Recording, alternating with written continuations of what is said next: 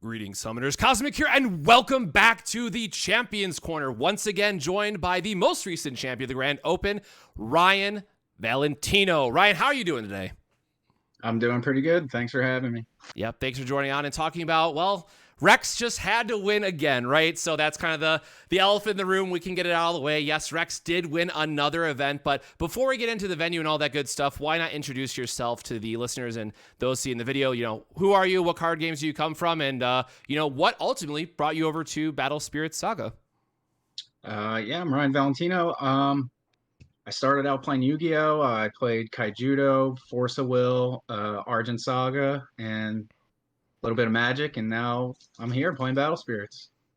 Yeah, you'll definitely notice a little bit of continued theme with people. You know, they all happen to be on the same team, but Force Will kind of being a key background for a lot of us here. So let's just go ahead and dive right into it. And I have some very strong feelings about this, but I'll let you take the lead on it. So, what was your tournament experience overall, or namely, how was the venue in your opinion? So the tournament itself, I thought was great. It was ran smooth. I didn't have any issues there. The venue, however, was, I'm sure everybody can agree, was way, way, way too hot. Yeah, it was Yeah.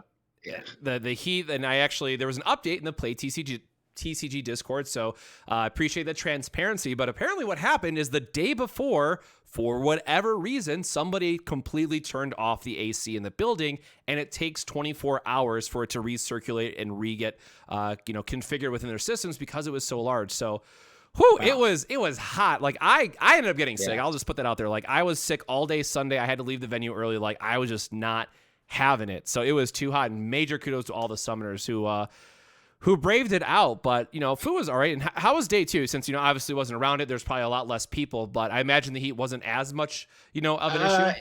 It was still hot, but it wasn't nothing like it was day one. Yeah, there's a lot fewer people in there, so yeah, I guess that helped.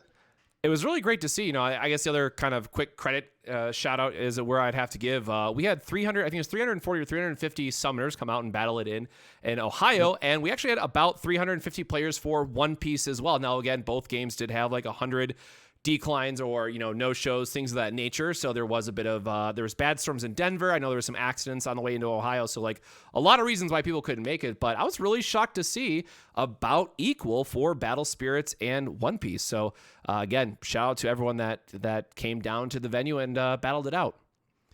So let's get into the, maybe not not fun topic, because it's been one that we've talked about quite a bit in this series, and we're going to continue to talk about with a couple other events right around the corner where we expect it to do well. But tell us, why did you pick Gigano Rex for this event? Well, just like every other event, we test everything, and we just feel like Rex has the most reasonable matchup across the board. We feel like other decks have some maybe 80-20s, where Rex is like 50-50 across the board.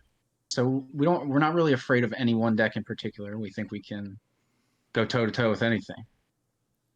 Yeah, and so there were some interesting choices that were changed for this version, going back to Chile. I think even John of True Duelist posted an updated list that I think was also slightly different. And the two big ones were Flamefish and Volcanic Break. So could you tell us a little bit about the team's thought process behind those two cards in particular? Like what were they good for? Why did you change up a couple numbers to include those cards? Or, is there any point where, and if you caught the finals, you know exactly where it was good, but any matchups in particular where those two cards really shine for you?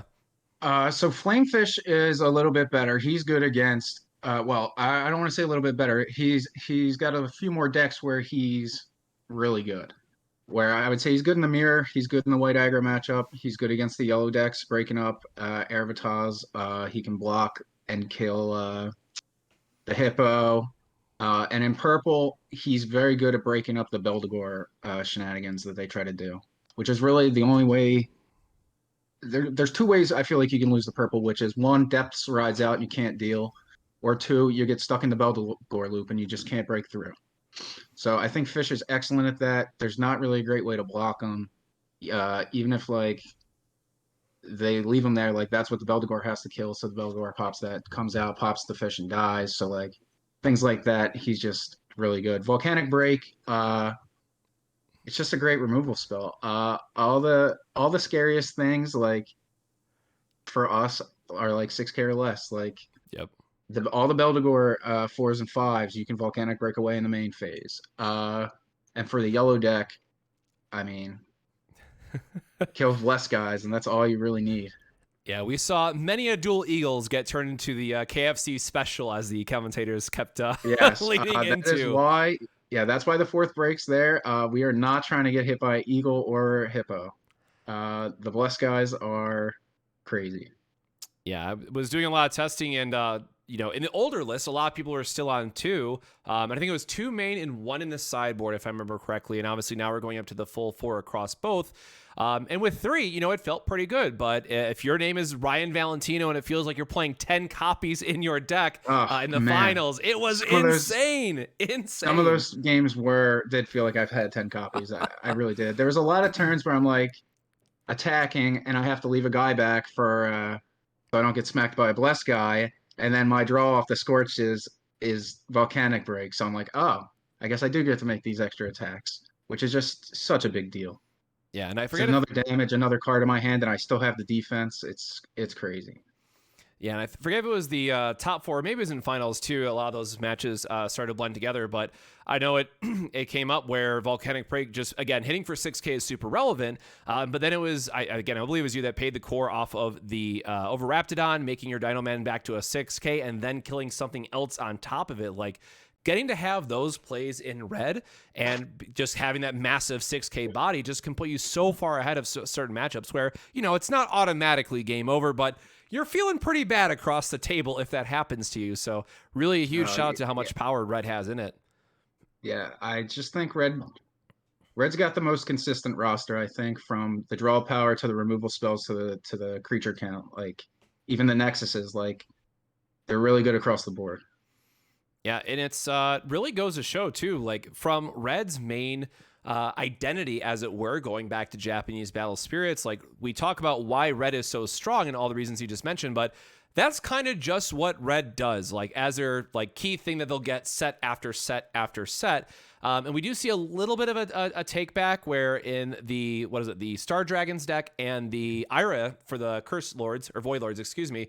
They have these engines that can have a lot of BP based removal, but the Rex deck just does it so much more efficiently that it's going to be hard to see decks kind of come online. And, we have the Magic to go for set 2 spoilers at the time of the recording, so maybe not. But, if you've been keeping up with spoilers, do you think that there's anything in particular so far that you think can help out the Pterosaur deck, or is it just looking like smooth sailing ahead for Gigano Rex?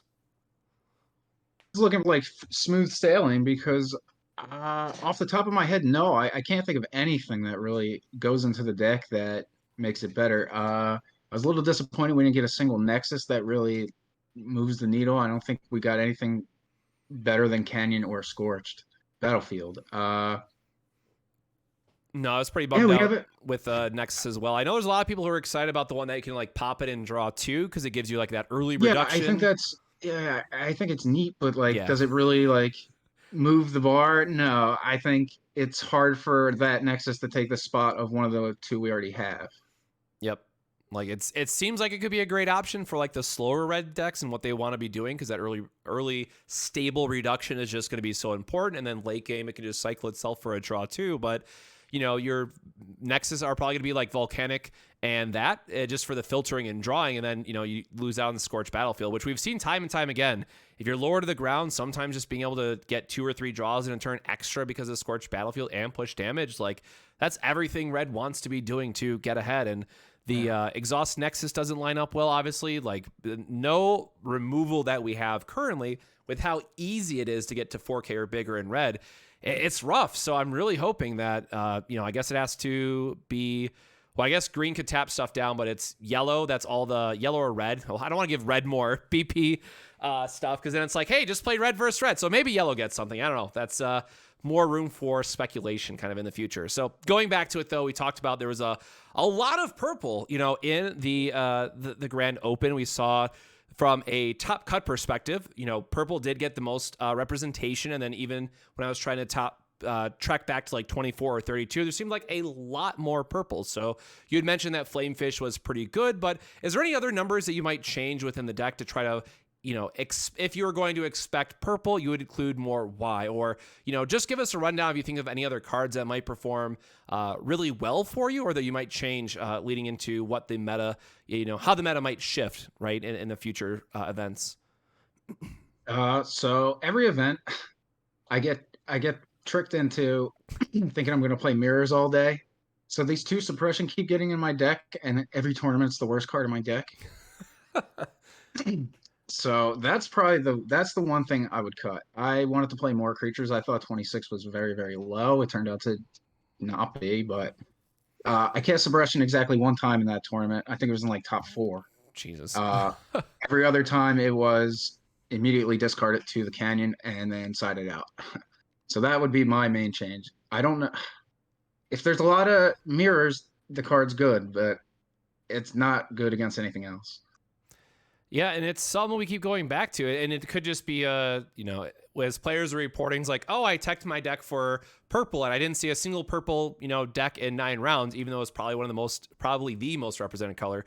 Sometimes in bigger events like this, that just happens at the end of the day. So I am really curious to, hopefully in the future events, we can get more of a breakdown, like, 20% of the field was pterosaurs, because I know when I was walking around and when I was testing in the hotel the night before, there was a lot of Rex. Like, I would have expected a lot more red decks to kind of bump heads. And again, maybe other people did, but overall your record was, I think, 22-3 is what people talked about. Like, you dropped 3 games the entire event and like just had an absolute beast of a run. So how are you feeling coming out of that run? And, what event are you going to be able to go to next? Obviously, other than the Pro Tour, we just had, was it Pennsylvania and Oklahoma announced for events. So are you going to be trying to go to more, or what does your kind of like future tournament plans look like for the game?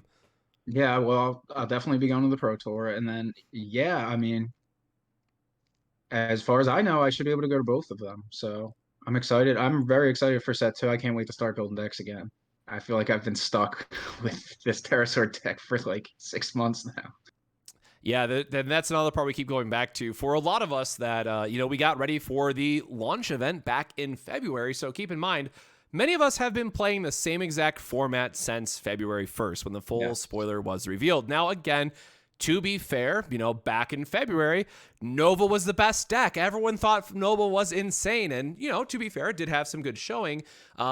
For all like the pre-launch events that we had. And even in some of the launch events, again, to be fair, Nova did very well. And it has been nowhere since. Yeah. I think it's just way too inconsistent. Maybe with this next set, they got a lot of Star Dragons. If I'm not mistaken, I don't remember what he does off the top of my head, but they got a big 7-drop guy who I remember being pretty good when I read him. Yep. So maybe. He's that deck still scares me. What is it, like 7 cost, 3 reduction? Whenever you draw a card, you can pop something 3k or less if you have 3 or less life. So the thing I keep going back to about like Nova and Star Dragons in general is it has this very like, have to get to 3 life before anything matters in your deck sort of thing. So unless we get some more magic cards or something, it's really hard to put a lot of stock into that deck. And hey, they got a new Siege Worm, so it's not a vanilla anymore, right? Now it has like Confront. Yeah. Do you remember what it does? I can't remember what that one does off the top of my head. I think you're right that it has Confront, but I think the other one does too. God. I think they're the same card. I think like, did they give him a draw mechanic then? I think maybe that's what it was. I'll put up. He does have some. He's got some random other effect. You're right. I'll put an image up here on the screen just to keep myself honest in post. But yeah, I remember being like slightly better. I'm like, all right, cool, we got a new Siege Worm. Yeah. I guess we're playing it. Maybe you can play 8 of them. I don't know. Oh man. And like I said, hey, the Nexus, could be good for that deck. The draw too, it helps with what you want to be doing. The 0 drops might help you ramp and just have some early reductions too to like line up volcanic breaks and stuff. Maybe we get a new red magic that is Ira on a spell where it just you can blow up multiple things at 4K. Who knows? So fingers crossed. I think a lot of us are definitely feeling the Rex burn at this point for however many grand opens we've had at this point. 2 more around the corner. I know you guys are going to be dreading it, but for those that are getting ready for the Pro Tour, probably even more Rex to be expected. So I guess kind of on that note, and I don't know how much time you've had to test or look into it for that matter, but what are your thoughts on the EX01 promo set that launches this Friday at your local game store? The 0-drop promos and the 2-cost spells. Anything that jumps out at you in those colors or in those cards and you know where one color does better than the rest, or do you think it's just going to be like kind of a skip over set? Have you given it that any thought? I don't know that it'll be a skip over set. I don't think it's going to be super impactful, but I think decks like yellow with a cathedral can find a use for that 0-drop guy. I don't think going 0-drop cathedral pass on 1 is bad. Like you get a block, you'll ramp a court. Maybe that's the half step you need to catch up to red. I don't know. And then the white one probably matters too in a deck that just wants to race out big fatties and block. I unfortunately don't think it matters a whole lot for red. Though there is like a random thing where your 6-card hand's perfect, I guess, and you have the 0 cost and the 5 free guys and you just kill them.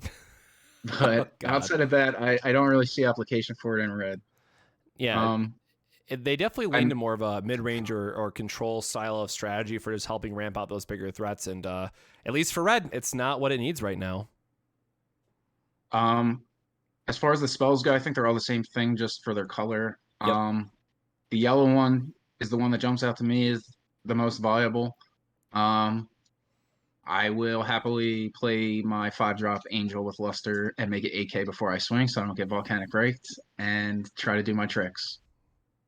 Yeah, I am a big hopium that the yellow spells are going to be good for us, because I was really down on my luck after that Nexus spoiler in green, and we'll talk about green spoilers here later on in a future video, but whew, as yellow and someone who's been playing a lot more purple lately, like today did not feel great for us. So I was kind of like going through and trying to figure out what spells we might get for yellow, and I know it'd probably be too good, but I'm gonna wish it into the universe anyways. There's a card called Cat's Eye, which is a 3-cost 2 reduction in yellow. It was like set 8, I believe, in old school Battle Spirits, and its main ability. So again, hopefully it would be during Flash, so we can have all the degenerate things with Luster. Its main effect was make a Spirit level 1 until end of turn. So in theory, your Luster Spirit, if we think about things like Shin, and maybe you have like a single pump, like Shin is then going to be able to punch through anything else that your opponent could have. And, I'm not saying that we need to give Luster like the, armor everything and make it completely untouchable.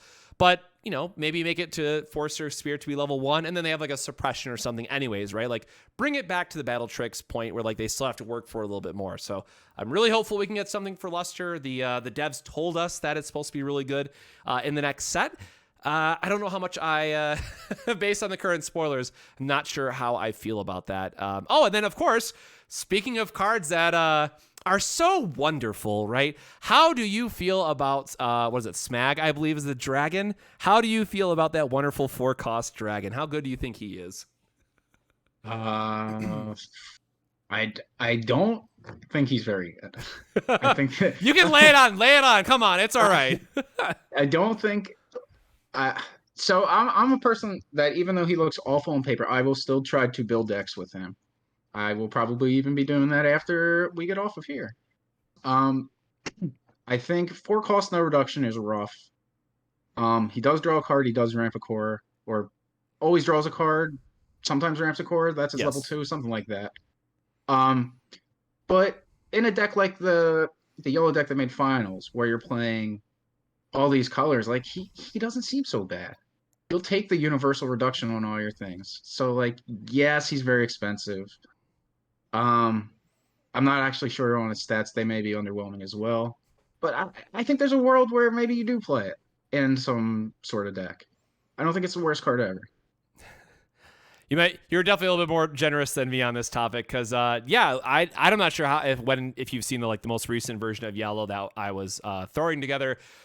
It was far greedier. Like I had Beldegor's main in my yellow version of the yellow I list. had a main in my yellow build as well. I am a big fan of yellow Beldegor. Thank you. I'm not insane. So in that regard, right, to your point, there is a world where I am excited for Smog in that list because it's a Beldegor target. It does give you that draw filter that you want, and you are playing a lot of off-color stuff that, hey, getting an extra reduction, and then by some stretch of the world of imagination that you get 2 of them on board, that's now all of your reductions for your deck. Like, that's not terrible. And then, like, maybe there's a world, depending on what magic that we get for green, where you want to put it in like more of the ramp-centric decks because you just want to refill your hand and get more ramp out there.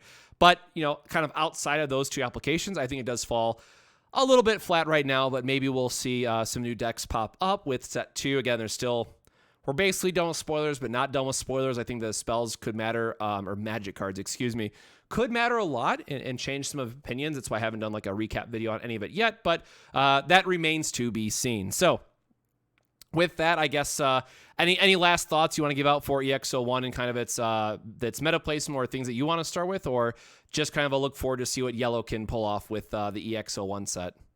Yeah, I think yellow will be the one you see most often, and I think it does probably allow for some cool tricks. I haven't tested with it yet myself, but I'm excited to build with it. We'll see where we go. I'm happy to get my set in person this weekend because I thought about proxying them up just to get some good test and test hands going. But I'm like, you know what? It's a week. I'll just wait a week and get them at locals. So with that, covered a lot. I really do appreciate your time. I want to give a chance here, though, for the final shout out section. So obviously you are on Team True Duelist, which has been doing very, very well for across the other Grand Opens. A lot of you are going to the Pro Tour. I expect great things from this team to go forward, and hopefully, looking at you, Summoners, hopefully there's going to be a team that pops up and can rival them. Nudge, nudge, wink, wink, all right? Like, let's get some team rivalry going here. But so with that out of the way, I want to give you some time here at the very end. It could be anything you want. It could be your Twitter handle. It could be a shout out to your team. You could say, I love you, Mom and Dad, whatever you want. The floor is yours. Well, first you got to give a shout out to my man, Alex Blandon. He's testing with me every day. We never stop working trying to make these decks as best we can, go play in these tournaments. Shout out to Joe Ray and Anton. They're in there all the time testing with us as well. Shout out to Tata. Shout out to Jalen. Shout out to everybody supporting me on Twitch when I was playing. Thank you.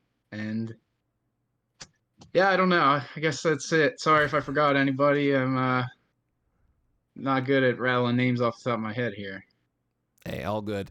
And of course, if anyone wants their volcanic breaks signed in the future, make sure you bring a Sharpie with you. Make sure you bring some foil copies. I'm sure Ryan would be happy to sign them for you. I'll sign your volcanic breaks.